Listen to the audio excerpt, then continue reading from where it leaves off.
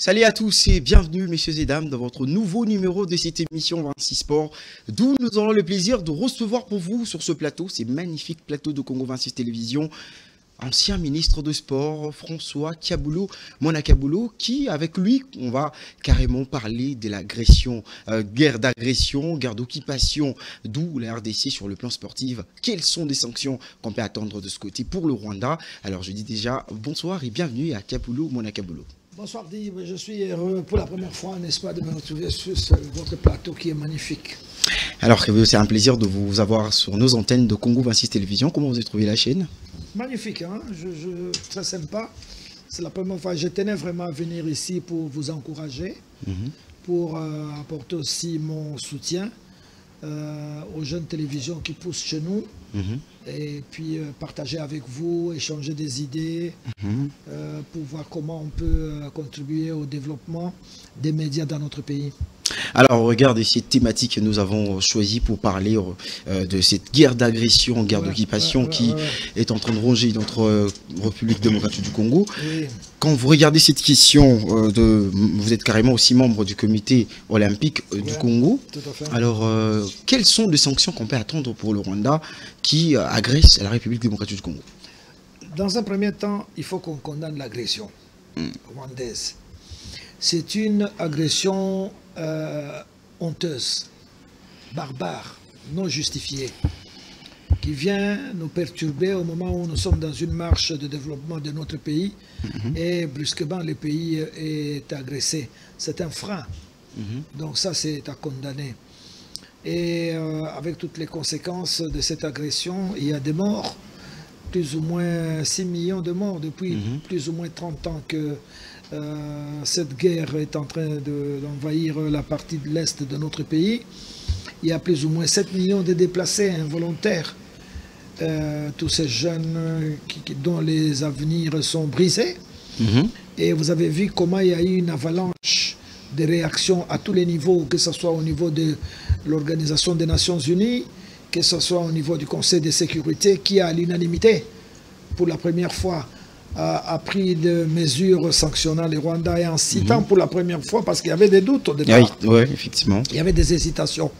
On a cité donc pour la première fois, ça a été relayé par les 27 de l'Union européenne, qui ont vu que non, la RDC défendait une cause juste, et les 27 se sont alignés et commencent à prendre de séries de sanctions vis-à-vis du Rwanda, qui est un pays agresseur. Et en ce qui nous concerne, nous sommes dans un cadre tout à fait sportif, et parce que les sports n'aiment pas trop se mélanger à la politique, nous faisons la différence, parce que nous avons aussi des armes. Nous, en sport, nous avons des armes suffisamment équilibrées pour nous attaquer contre cette agression. Et c'est comme ça que nous avons nos structures qui sont reconnues comme le Comité international olympique, qui est un peu l'ONU des sports. Et nous avons des confédérations, nous avons des fédérations internationales qui peuvent nous servir de structures pour traiter ce genre de problèmes. Donc c'est dans ce contexte-là que nous sommes en train de nous inscrire pour combattre l'agression injuste perpétrée par les Rwandais. Mais au regard de cette démarche que vous entreprenez en tant que sportif, alors comment vous le voyez déjà? Est-ce que ça a donné quelque chose déjà dès le début de votre démarche? Non, je voudrais d'abord ici féliciter une démarche tout à fait spontanée de Mme Thérèse Kayikwamba, qui est notre ministre d'État en charge des Affaires étrangères. Elle a réagi. Politiquement, elle a fait un travail magnifique, il faut reconnaître, n'est-ce pas? Elle a passé toutes ses nuits à New York, ça a donné le résultat sur le plan politique. Mais sur le plan sportif, elle a ouvert la voie aussi, parce qu'elle a écrit tout de suite contre le fameux slogan de Visite Rwanda. Elle a écrit aux équipes concernées, Paris Saint-Germain, à l'équipe d'Arsenal, à l'équipe de Bayern Munich, n'est-ce pas? Elle a réagi et il y a eu la signature de nos compatriotes qui sont à Paris. Il y a 2 ou 3 Congolais qui ont initié ça. Il y a eu beaucoup de signatures. Même les supporters français ont trouvé que c'est anormal qu'on puisse utiliser ces slogans au moment où le pays est agressé. Un pays agresse un autre. Donc ça commence à donner des fruits et donc ce partenariat de la honte là est en train d'être revu, n'est-ce pas? Et que même à Arsenal, là, en Angleterre, là-bas, on a dit qu'ils sont en train de revoir comment ils vont suspendre ces partenariats. Donc la maman a fait un bon travail. Et les 27 ont relayé aussi.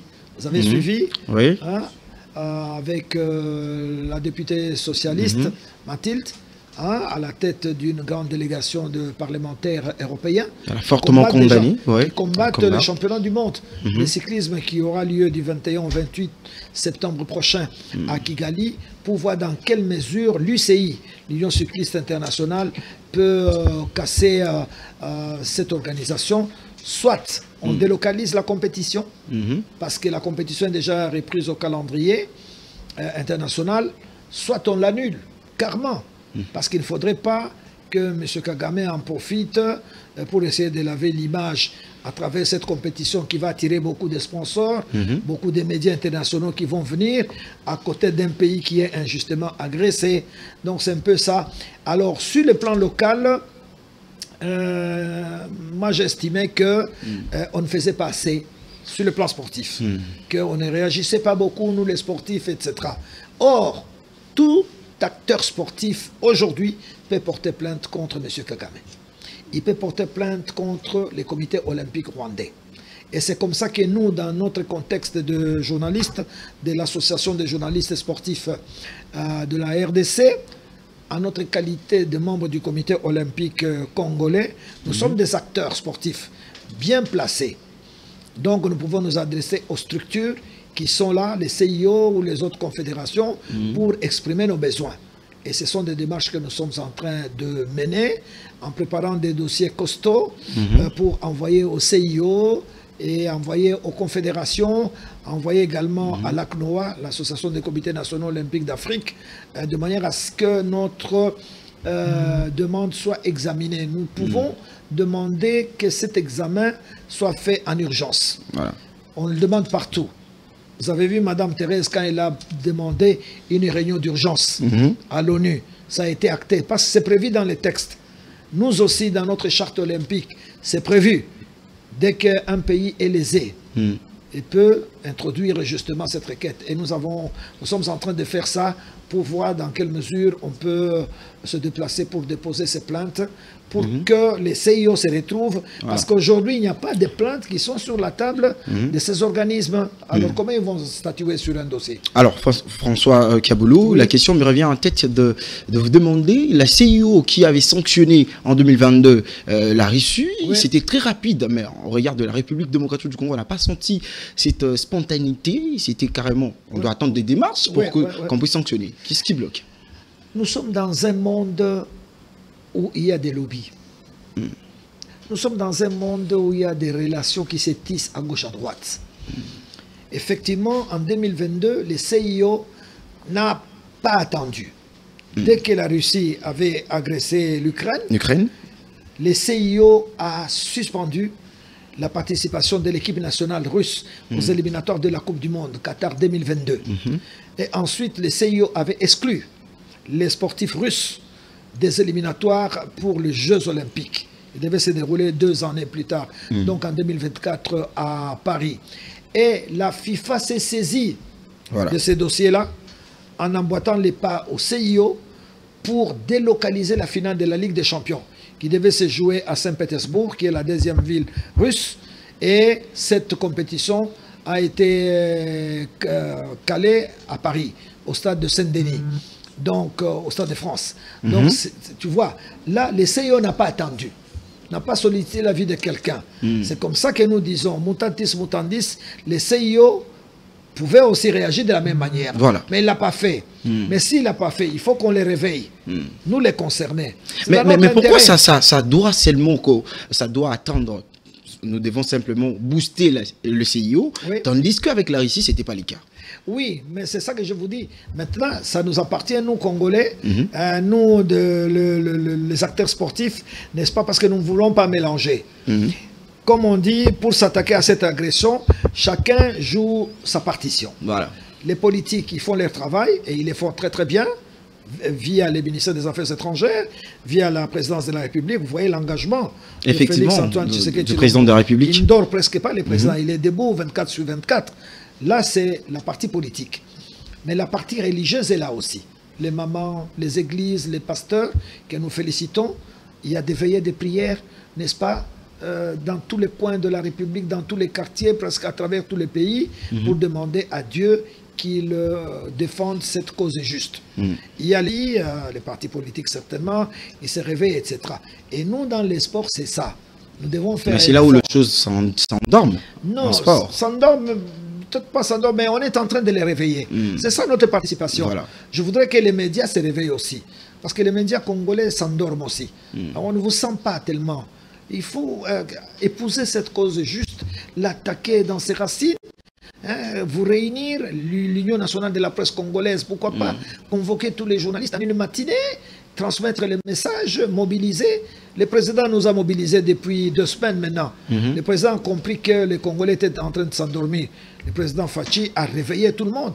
Et c'est dans ce sens-là que nous sommes en train de nous impliquer. Voilà. Donc chacun dans sa sphère de responsabilité doit s'impliquer. Parce que c'est le pays qui est agressé. Il ne faudrait pas qu'on prenne ça à la légère. Donc nous devons nous armer et organiser des mobilisations tout à fait solides pour contre-attaquer, parce que les agresseurs ont tendance à poursuivre leur agression. Voilà. Il faut que ça se stoppe, parce que la RDC a des projets pour commencer le développement du pays, donc il faudrait à tout prix.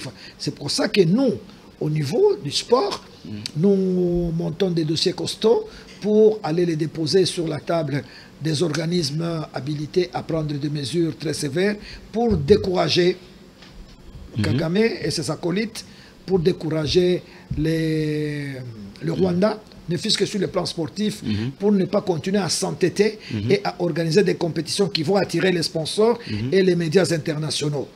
Donc nous avons dressé une liste de toutes les compétitions auxquelles le Rwanda compte prendre part, des compétitions que le Rwanda veut organiser localement, et nous devons nous mobiliser pour qu'il y ait un frein à toutes ces ambitions.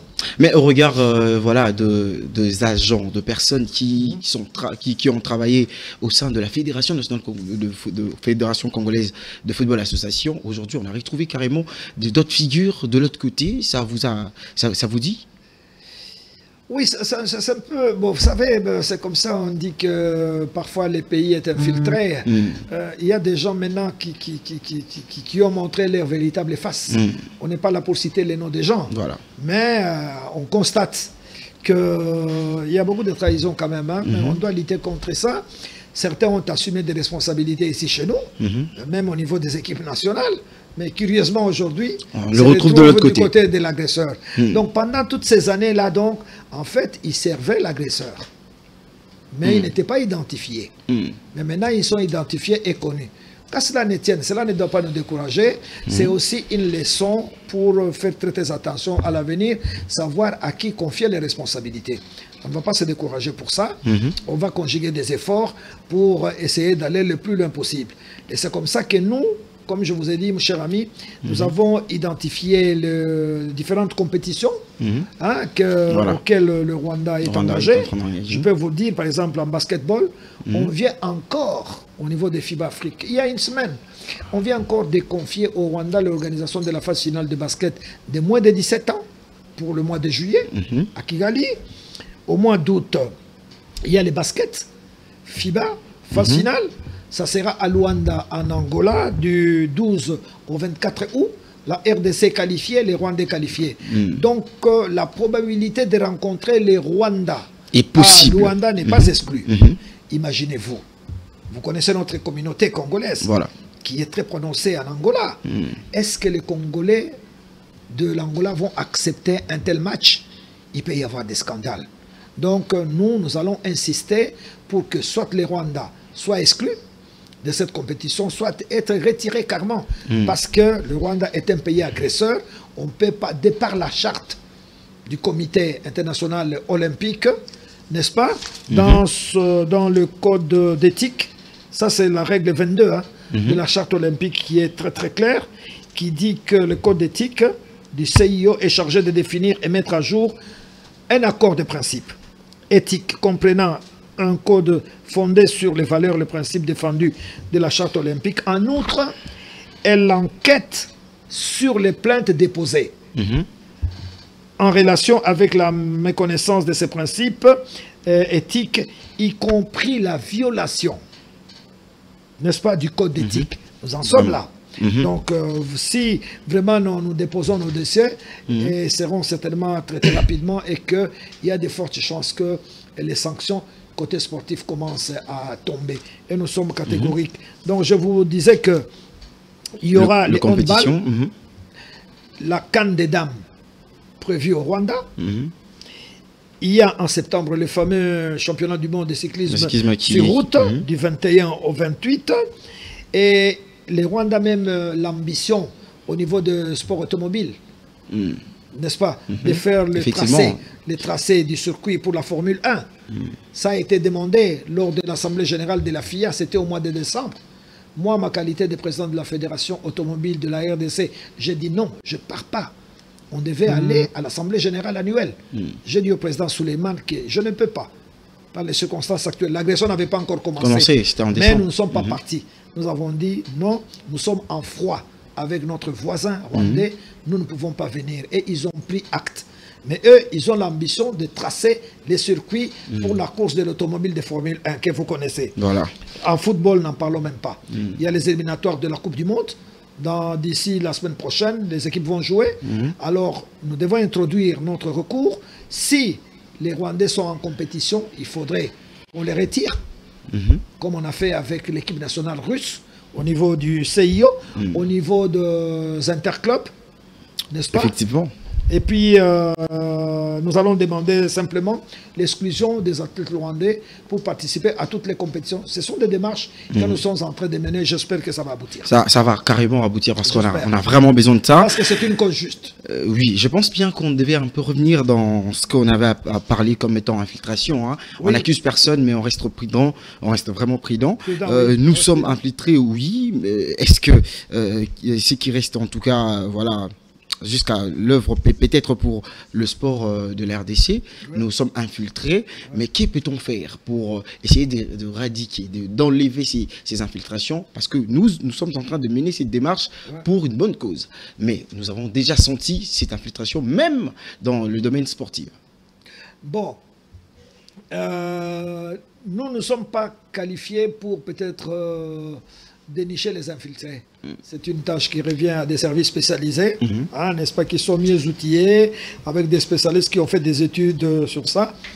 Mais nous constatons que certains amis, c'est vrai, on pensait qu'ils étaient de notre côté. On se rend compte aujourd'hui qu'ils ont passé des années avec nous ici. Donc, d'où une certaine vigilance à l'avenir. C'est comme ça. Il faut faire très très attention, surtout au niveau des choix. Quand il y a des organisations, des assemblées générales électives dans des fédérations, bientôt on aura des élections au niveau de la FECOFA, il faut qu'on fasse très attention. C'est là où la question vient. C'est quand même une discipline, le football, c'est les sports rois, c'est les sports populaires. Il faut faire très, très attention, il ne faut pas rentrer dans le sentiment. Il faut qu'on analyse bien les dossiers des gens et des gens. Il faut voir les passés. Le monsieur vient d'où? Qu'est-ce qu'il veut réellement? Quels sont les lieux de fréquentation? Quels sont les milieux qu'il a? Est-ce que par le passé, il a joué où? Il a fréquenté où? C'est facile ça, avec un fichier. On doit faire très, très attention. Donc il faut qu'on soit très vigilant au niveau des élections, dans nos fédérations, parce qu'on a connu, par le passé, on a connu un président du comité olympique congolais, qui aujourd'hui est au Rwanda. Il a dirigé pendant des années. Il a commencé par diriger notre fédération de basketball. Moi, j'étais encore jeune journaliste. Et il est même passé président du comité olympique congolais pendant des années. Et maintenant, il est de l'autre côté de Kigali, grand responsable. Donc, on a été floué comme ça. Pendant beaucoup d'années. Oui, pendant beaucoup d'années. Bon. Donc, il faudrait qu'on fasse très, très attention.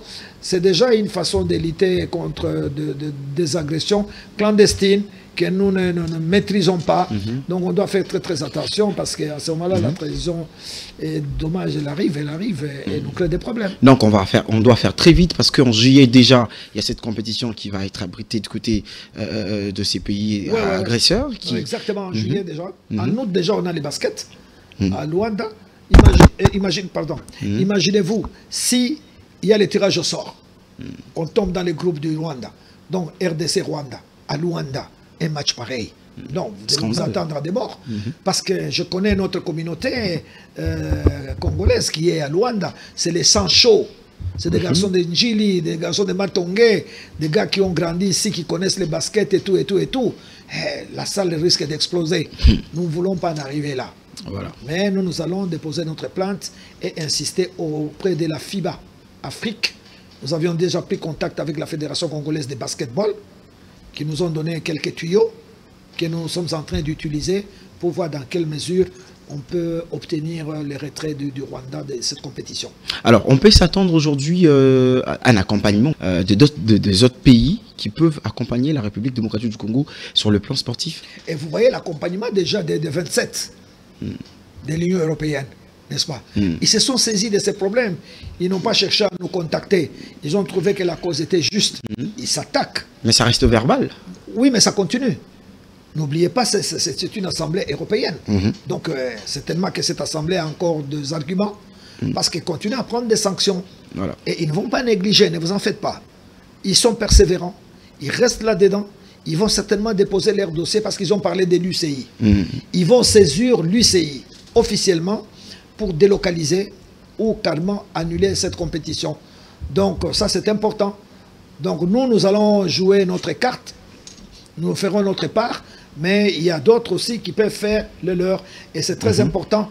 Et par exemple, pour introduire un peu de la politique là-dedans, l'Assemblée nationale de la RDC, pourquoi pas entrer en contact avec l'Assemblée européenne, n'est-ce pas? Essayer d'en discuter. C'est ça, l'union faisant la force.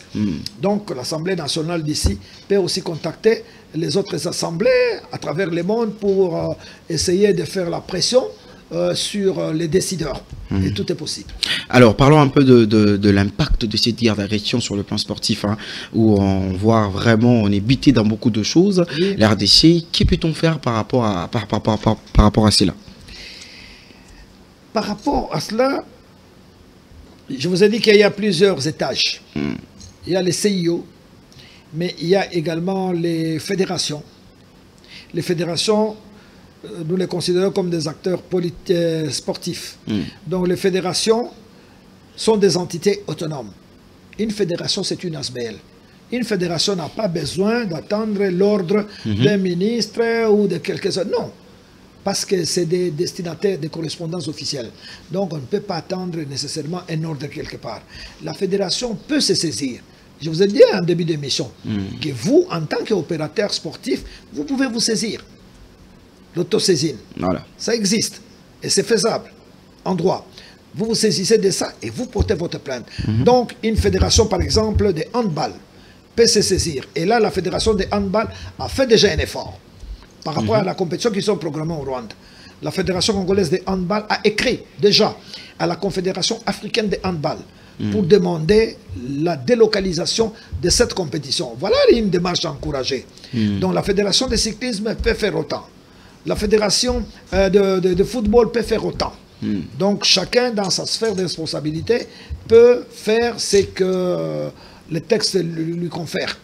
Toutes ces possibilités que le texte vous donne, il faut les exploiter à fond. Et je crois que c'est ce qui est en train d'être fait. Il y a les organisations sportives.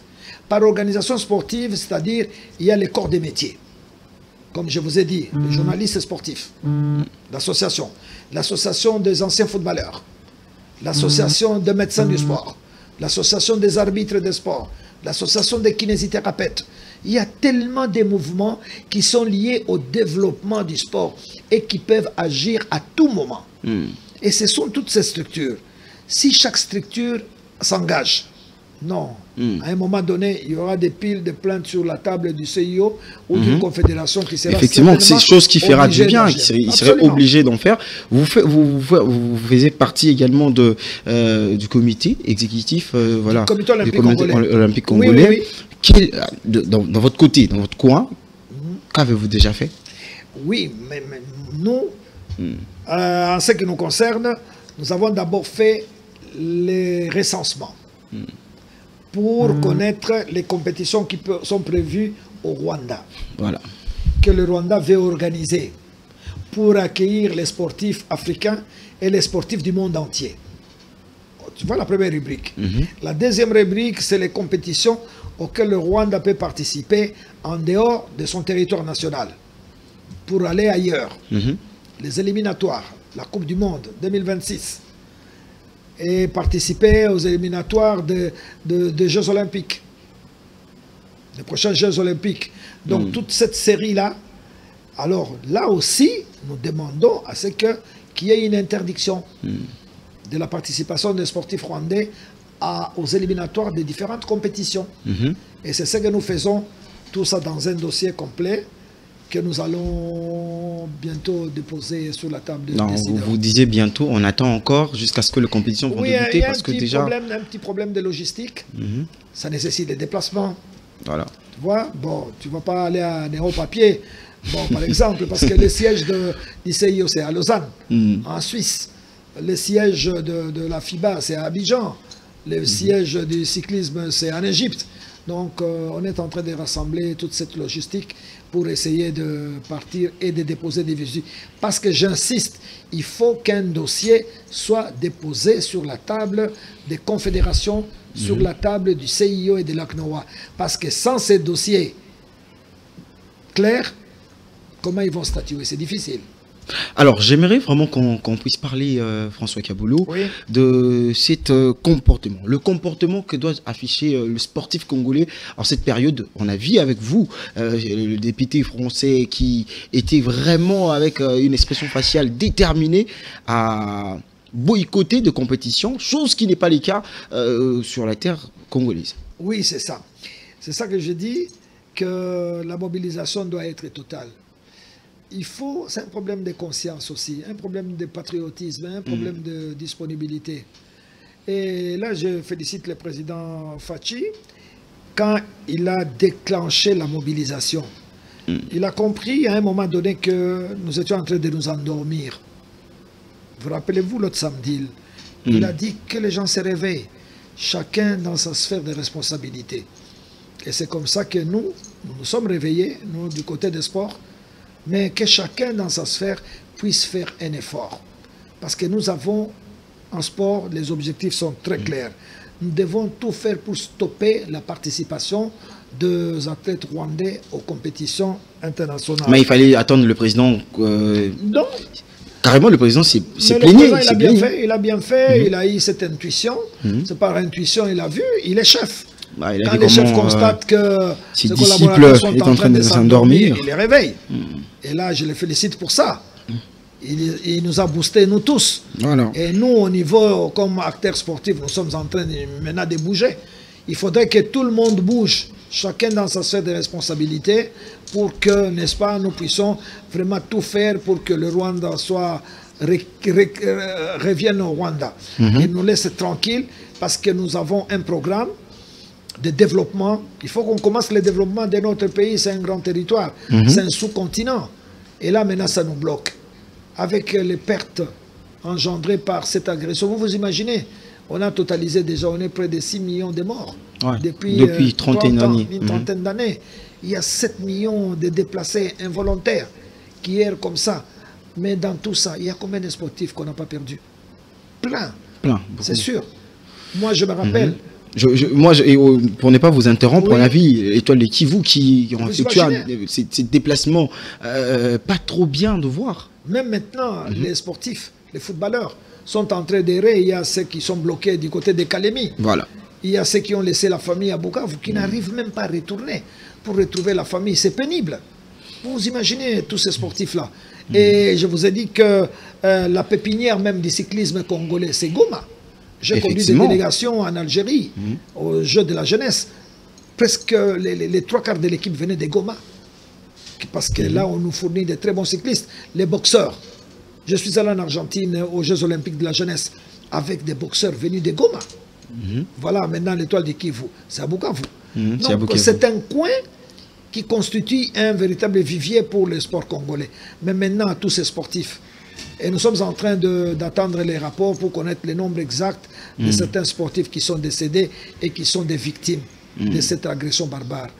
Trop, c'est trop. Nous ne pouvons pas tolérer, nous ne pouvons pas dormir comme ça sur nos lauriers. Nous sommes ici à Kinshasa en train de boire et de danser. Non, nous devons nous associer à ce qui se passe dans ce coin de la République pour vraiment contribuer à stopper le plus rapidement cette agression. Alors, les stratégies à mettre en place pour essayer de bouger les lignes du côté de ces pays qui nous agressent, alors si vous devez étaler les stratégies qui peuvent amener à des solutions pour cette agression. Non, je ne vais pas étaler toutes les stratégies sur mais le plateau. Moi, je ne parle pas de toutes vos stratégies que vous avez. Parce qu'on est en train de nous suivre, écoutez, voilà, non, c'est des bonnes guerres. N'est-ce pas? On ne va pas dévoiler tous nos plans ici, sur le plateau de la télévision, mais on signale à nos compatriotes que nous sommes engagés et que chacun doit s'engager dans cette lutte d'agression sans complaisance. Parce que l'objectif est le même. Faire stopper cette agression le plus rapidement possible. Parce qu'il y a de compétitions, on cesse de le dire, hein. Il y a de compétitions qui va commencer dans peu de temps, au moins 2 ou 3 mois comme ça. Oui, oui, oui. Il y a des compétitions qui vont commencer. Et maintenant, on est au mois de mars. Donc, au mois de juillet déjà. Juillet déjà, il y a une compétition. Il y a la fameuse phase finale de la CAN de moins de 17 ans. Donc, nous devons déjà nous battre pour que cette compétition soit carrément annulée, délocalisée, envoyée dans un autre pays, et ainsi de suite. Nous sommes là-dessus. J'espère que Dieu va nous prêter vie et que nous réussirons, n'est-ce pas, à déposer nos plaintes sur la table des décideurs et qu'on va voir comment les choses vont évoluer. Vous regardez aujourd'hui Arsenal, Paris Saint-Germain, Bayern de Munich, qui ont été touchés carrément par rapport à cette situation. Ouais, mais cette démarche qui n'aboutit comme on a voulu que ça puisse aboutir. Oui, oui. C'est des contrats juteux. Hein. Vous savez, il y a des contrats de 12 millions, de 18 millions, je crois. Énormément d'argent au sein de ces contrats. Oui, ça a apporté de l'argent à tous ces clubs-là. Mais du point de vue de la morale sportive, je crois qu'à ce moment-là, l'argent n'a pas de valeur. Parce qu'il y a eu des réactions, particulièrement en Angleterre. Ils se sont saisis de ça. Et il y a des démarches en cours pour voir dans quelle mesure ces contrats doivent être suspendus. Mais à ma connaissance, je ne vois plus les emblèmes de Visit Rwanda. Je ne vois pas, hein, depuis que ce mécanisme a été déclenché. Je pense qu'ils ont pris la résolution déjà de les mettre au frigo, parce que ça n'a rien à voir avec les valeurs morales du sport. Donc je crois que tout ça est déjà freiné. C'est une première démarche. Et les grandes organisations sont très sensibles pour ce genre de choses. N'est-ce pas? Ils ne sont peut-être pas comme nous en Afrique où on a du retard. Non, ils sont responsables. Ils se rendent compte que la cause qu'ils sont en train de défendre n'est pas juste. Et elles vont certainement tirer toutes les conclusions. S'il faut rompre les contrats, ils vont rompre les contrats. Parce que, comme je le dis, c'est un partenariat de la honte. Il ne faudra pas qu'on continue sur le même chemin avec... Je crois que côté européen, ça va bouger. Je suis convaincu. Vous êtes tellement convaincu que ça va bouger. Je suis convaincu. Alors, la question me vient de, voilà, comment s'y prendre avec le championnat national qui reste aujourd'hui touché par cette guerre d'agression. Quand vous regardez ces championnats nationaux, et le Coca-Cola 1, bien évidemment, avec cette guerre d'agression, où on a carrément ces sponsors qui a quand même pris le risque de s'y engager. C'est embêtant, hein, n'est-ce pas, pour tout le monde. C'est embêtant pour les équipes. C'est embêtant pour les dirigeants qui consentent beaucoup de sacrifices. Voilà. Vous savez, c'est un championnat qui coûte cher. Au particulier, les présidents qui consentent des sacrifices, n'est-ce pas, qui prennent le budget de leur famille pour prendre ces championnats en charge. Il y a des avions, il faut payer les voyages, il faut habiller les sportifs, il faut les gérer sur le plan de la santé, et il faut les primes. Ce n'est pas des championnats comme en Europe où il y a beaucoup d'argent, non.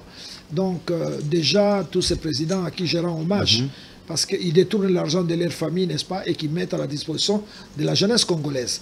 Donc c'est des présidents à féliciter.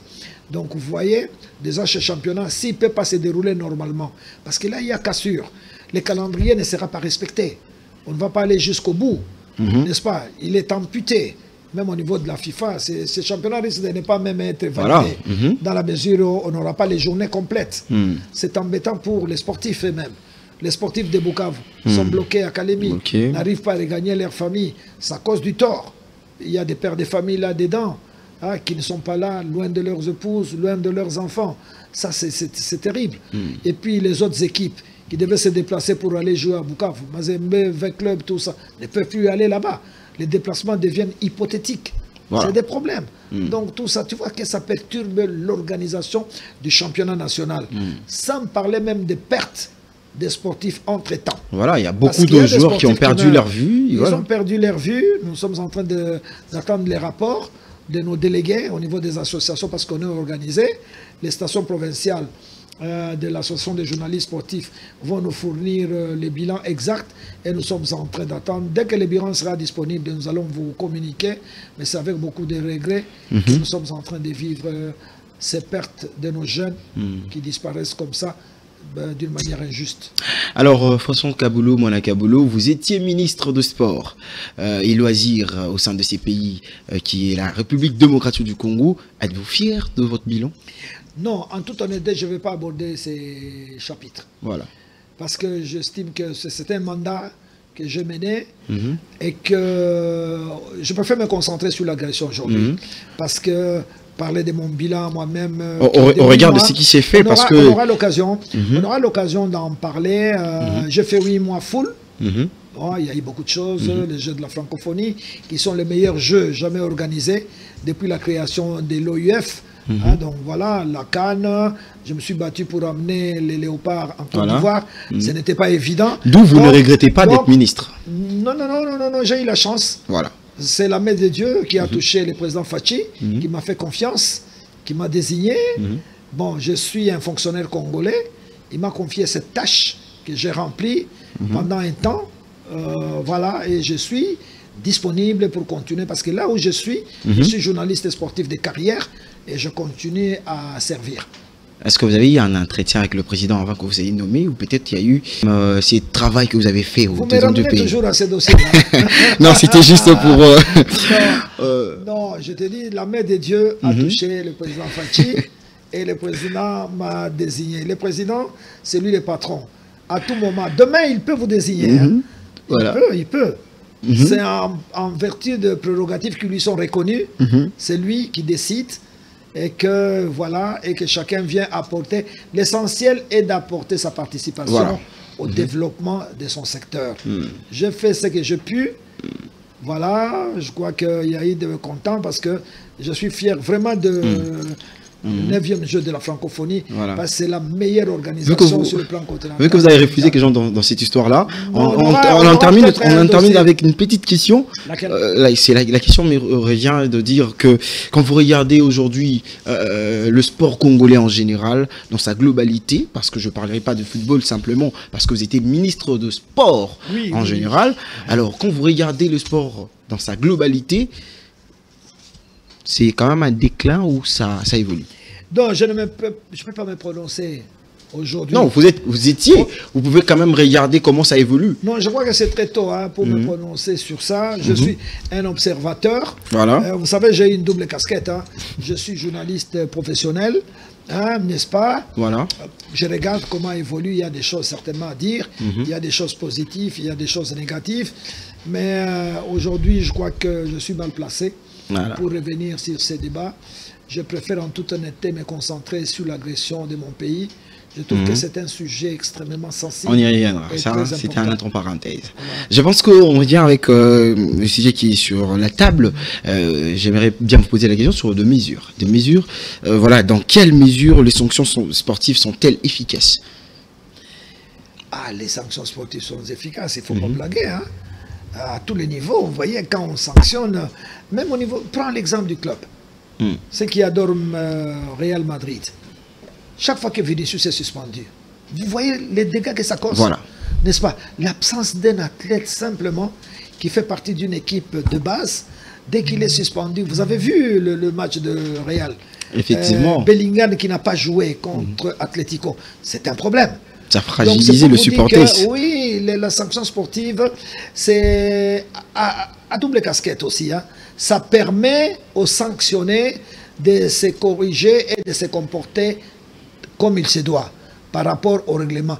Ce qui est bien avec les sports, cher ami, tout est lié au règlement. Tout est lié au texte.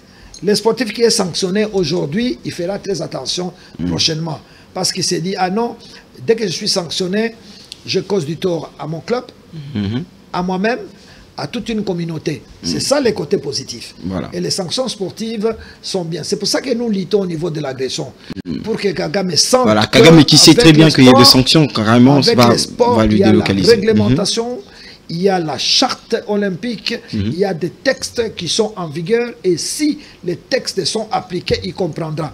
Déjà, il a connu un petit test autour du Rwanda. Dernièrement, il y a une équipe belge qui s'est retirée, qui avait estimé que les conditions n'étaient pas réunies. Mais d'autres sont arrivés. Mon cher, tu peux parier avec moi aujourd'hui. À l'avenir, tu verras, il y a beaucoup de sportifs qui vont renoncer leur participation aux compétitions organisées au Rwanda. Je suis convaincu. Vous êtes très convaincu. Ouais. Alors, nous jouerons quand même face à cette équipe du Soudan du Sud. Quand vous regardez, malgré cette guerre d'agression, il y a quand même un message par rapport à ça. Oui, ben on est en compétition, c'est la Coupe du Monde. Hein. On est dans un groupe où il y a une seule place qualificative. Je crois qu'on est 3e maintenant. Bon, il faudrait donc se battre, éviter de perdre les matchs à domicile. Ça, c'est important. Parce que dans ce système-là, il faut gagner tous les matchs à domicile et après négocier à l'extérieur. On est dans un groupe où il y a le Sénégal. Le Sénégal, c'est un bon client. Attention, le Sénégal, c'est l'équipe à Mikolo, comme on dit. Hein. Voilà. Donc, il faut faire très, très attention. Il faut encore une fois la mobilisation, la prise de conscience. Il faut monter une équipe solide, n'est-ce pas, pour essayer de résister et capitaliser les points pour accroître les chances des Léopards. Vous pensez bien qu'on aura ces tickets du Mondial 2026? Je ne sais pas, je ne suis pas Dieu. Quand vous regardez, non, je ne parle pas en termes des dieux, mais je parle en termes des sportifs. En tant qu'un analyste que vous, dans votre grandeur, vous savez comment évolue le football en termes de cet effectif qu'a Sébastien Desabre. Tout dépend de la manière dont l'équipe a été préparée. Tout dépend de la forme des athlètes. Simplement, je regrette que l'équipe soit composée uniquement des binationaux. Cela veut dire qu'il faut qu'on travaille fort. Notre le championnat, c'est aussi un problème pour de que championnat. les valeurs locales soient utilisées. Parce que par le passé, on a travaillé avec les valeurs locales, les Mputu Trésor, le Lofobongeli, les Lofobongeli, Patouka Bango. Non, Patouka Bango, toute cette génération, avec le Koloya Mama, tout ça, tu vois. Donc, tous ces jeunes gens, ce sont les locaux. Ils ont apporté un plus. Je pense ça, il faudrait peut-être voir avec les élections qui arrivent. Il faut ressusciter très très vite, à mon avis, les championnats provinciaux, de manière à ce qu'on décèle vite les vrais compétiteurs pour renforcer l'équipe nationale, puisqu'on ne va pas laisser l'équipe nationale entre les mains uniquement des binationaux. C'est un risque qu'il ne faut pas prendre. Voilà, j'aimerais vous poser cette question. Qu'est-ce qui manque? Qu'est-ce qui manque pour un décollage parfait de cette démarche? Non, il faut attendre. On est dans une structure provisoire, avec les Comores qui est peut-être limitée sur le plan des décisions à prendre. C'est une structure provisoire qu'on a mis là-bas pour acheminer les affaires courantes. C'est pour ça que nous prions Dieu qu'on ait un comité directeur équilibré, avec des personnes compétentes, n'est-ce pas, et bien inspirées, qui connaissent le football et qui peuvent apporter les développements. Il est vrai que le football congolais, pour le moment, a beaucoup perdu sur le plan de la personnalité, sur le plan de l'organisation. Hein? Donc, on prie Dieu pour qu'on ait les bonnes personnes. Comme ça, on aura un comité directeur fort et que nous allons relancer notre football qui est envié par tout le monde. Tout le monde sait qu'en RDC, ça c'est plein de talents, c'est un pays qui bénit des dieux, mais encore faudra-t-il qu'on exploite toutes ces possibilités que Dieu nous a offertes. On a pris beaucoup de temps pour cette compétition de la Ligue nationale de football pour essayer que ça puisse monter. Mais ça ne monte toujours pas. Je me dis, est-ce que c'est le problème se pose sur l'organisation de ce championnat qui a quand même un sponsor? Bon, les sponsors, on peut même avoir beaucoup de sponsors d'abord. Un seul sponsor, c'est difficile parce qu'il y a trop de charges. Donc il faut changer de formule de manière à attirer beaucoup de sponsors. Quand vous voyez l'Union européenne, c'est combien de sponsors? Il y a des différentes catégories de sponsors. Il y a les principaux, il y a les co-sponsors, n'est-ce pas? Il y a d'autres catégories, tout et tout et tout. C'est pour qu'on apporte un plus. Parce que s'il y a des moyens qui sont mis à la disposition des compétiteurs, parce qu'il faut que le football nourrisse son homme. Le problème, c'est ça. Il y a des gens qui ne vivent que du football. Donc, il est grand temps qu'on pense quand même à des formules qui puissent produire de l'argent. Parce que le football, aujourd'hui, le bon football, c'est de l'argent, n'est-ce pas? Il faut que ça produise de l'argent pour permettre à bien payer les compétiteurs. Et à ce moment-là, il y aura un engagement, il y aura la détermination, et tout, et tout, et tout. Et c'est ça qui nous manque un tout petit peu. Donc, j'espère qu'à l'avenir, on ne va pas laisser abandonner notre football entre les mains d'un seul sponsor. C'est insuffisant. Et les sponsors sont très, très nombreux. Il y a ceux qui nous ont quittés. Peut-être à cause de la mauvaise organisation. C'est pour ça que j'insiste. Il faut qu'il y ait une bonne organisation pour attirer. Bon, c'est comme on dit, c'est pas avec du vinaigre. Voilà, quand il y a de désordre, il n'y a pas des investisseurs. Ouais, exactement. Donc, il faut qu'on réfléchisse à l'avenir, dans un avenir très proche, pour qu'on ait un bon championnat et que les sponsors puissent venir en abondance. Et ça nous permettra d'avoir un championnat équilibré qui peut nourrir son homme. Et à ce moment-là, notre football va vite remonter la pente. Alors, on parle avec cette guerre d'agression qui nous a été subie par le Rwanda. C'est ça. Sur le plan sportif, ça reste un atout pour vous, pour cette démarche que vous êtes en train d'entreprendre, mais c'est pour aussi nous, les médias, de s'y impliquer. Alors, cette mobilisation que vous lancez, et si possible, d'avoir, pourquoi pas commencer aussi avec une marche de médias, pourquoi pas? Oui, mais le marche, c'est bien, mais c'est superficiel. C'est-à-dire, les marches, tu vas marcher sur les boulevards, c'est tout. Tu as les calicots jusqu'à la gare centrale et après. Non, il faut aller toucher les cœurs des décideurs. Parce que l'ennemi visé, c'est les Rwandais. Ce n'est pas en marchant sur le boulevard que vous allez toucher le Rwanda, non. Il faudrait qu'on aille là où on peut toucher le Rwanda, dans des organismes, dans les confédérations, au niveau des fédérations sportives internationales. Et dès que le Rwanda sera sanctionné à ce niveau-là, c'est seulement elle va sentir que sur le plan sportif, j'ai des problèmes et que je suis abandonné, je suis isolé. Et là, c'est plus important. Je crois que c'est des démarches qui sont en cours. Croisons les doigts en espérant que ça va aboutir. Voilà un dernier message par rapport à cette problématique qu'on a eu à surkiller pendant toute cette émission. Le dernier message, c'est d'abord rendre hommage aux FARDC. Ce sont nos soldats. Il y a ceux qui partent pour toujours, n'est-ce pas, en participant à cette agression. Rendre hommage aussi à Wazilendo, ce groupe de jeunes volontaires déterminés qui abattent un travail incommensurable. Nous les rendons hommage et certainement que nous nous associons au deuil qui frappe leur famille et nous les encourageons parce qu'ils défendent une cause juste. Et bonne chance également et beaucoup de courage aux jeunes qui vont se faire recruter, qui n'hésitent pas, parce qu'il n'y a que... Qui va défendre notre pays? Il n'y a que nous-mêmes. Voilà. Donc j'encourage tous les jeunes qui veulent venir se faire recruter. Donc les jeunes nyoso balingi, kokota na armée, ba hésiter té. Zamboka na bango, va se faire recruter. L'essentiel baya na amour, na patriotisme pour défendre Mboka. Je voudrais aussi louer les efforts du président de la République. Tous les efforts qu'il est en train de fournir. Vous savez, le président actuel me rappelle les présidents que j'ai connus à la veille des Jeux de la francophonie. Voilà. Je vais vous dire pourquoi. Quelque temps avant les Jeux de la francophonie, le président a été découragé par certains de nos compatriotes qui disaient, président, laissons tomber la francophonie parce qu'on n'a pas le temps, nous serons ridicules, nous ne sommes pas en mesure d'organiser, voici là-bas il y a des retards, à gauche, à droite. Le président les a regardés. Il a dit non, le pays est engagé, nous allons organiser ce jeu et nous irons à bout. Donc on a veillé à faire à un président tenace, à un président persévérant, à un président têtu. Et c'est comme ça qu'on a eu le résultat. On a organisé les Jeux de la francophonie. Vous connaissez les résultats. Beaucoup de réussite. Meilleure organisation. C'est le même président que je retrouve aujourd'hui. Le même comportement, même attitude. Le président a été découragé à un moment donné. On a dit non, il faut négocier avec les M23. Le président a dit non. Ça, ce sont les acolytes. Je dois dialoguer avec les concernés.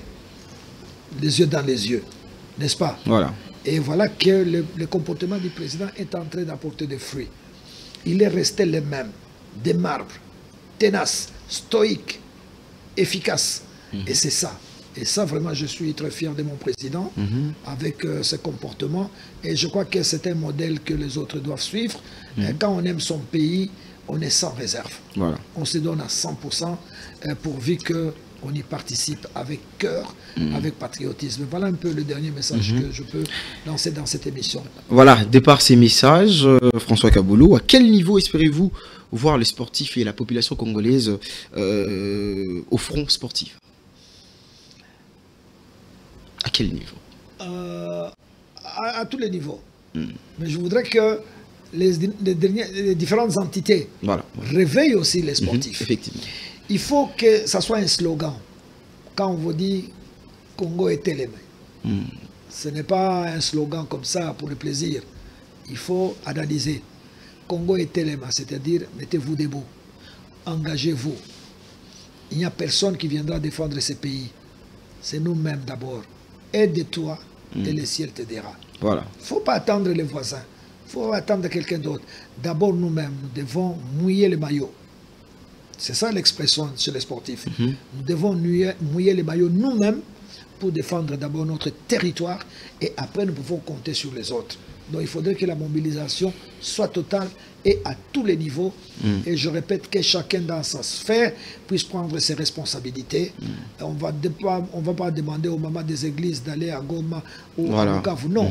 Déjà ce qu'elles font en s'adressant à Dieu pour une cause juste.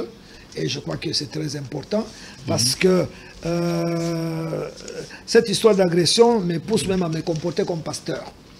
Il y a le psaume 37. Voilà, il y a même le verset qui sort. Psaume 37, voilà. Versets 16 à 17, qui dit exactement ceci.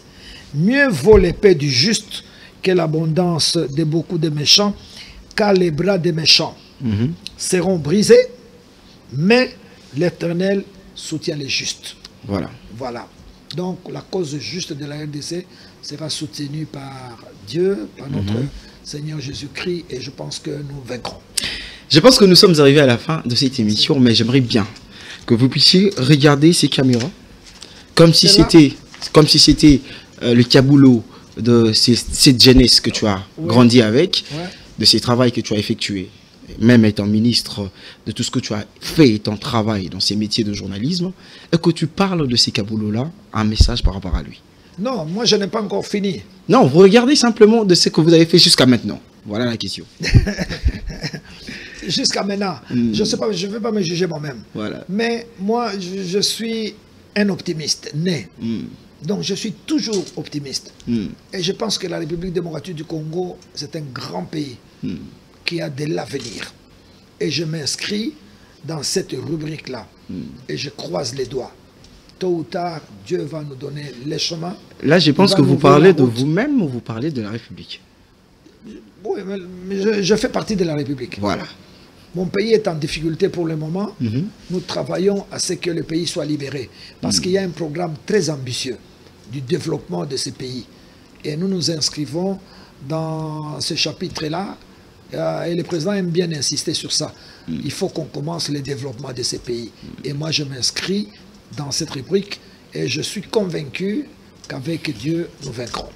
Voilà, c'est avec Dieu que nous allons achever bien les choses. Hein. Ça, c'est une parole qui nous prend à cœur. J'ai dit merci à tous nos téléspectateurs qui ont eu la chance de nous suivre. Alors, merci François Kaboulou Manakaboulou pour la disponibilité, mais aussi cette humilité que vous avez carrément exhibée à notre regard. Je suis fier de votre TV, c'est la première fois, franchement. Quand vous m'avez contacté, j'ai dit non, c'est une jeune télévision, le TV 26, hein? Congo 26 Congo 26, je n'ai pas hésité, je suis à votre disposition. Quand vous voulez, j'aime bien les débats d'idées, les débats contradictoires, parce que c'est celle avec les débats contradictoires que nous pouvons faire évoluer un pays. Hein? Moi, je suis prêt, je vous servirai toujours, mais je salue vos téléspectateurs. Merci beaucoup pour l'amitié que vous m'avez faite. Alors, retrouvons-nous déjà très prochainement, mais ce ne serait pas la dernière fois qu'on aura François Kaboulou. C'est à chaque moment qu'on aura besoin de lui, il va répondre toujours présent. J'ai dit merci à l'équipe technique qui nous a accompagnés. Je vois Valdi, Makavanga, mais aussi sur ce plateau, il y avait carrément les caméramans qui nous ont accompagnés. On se retrouve déjà très prochainement sur la même chaîne, voilà, et on se retrouve très prochainement. Bye bye.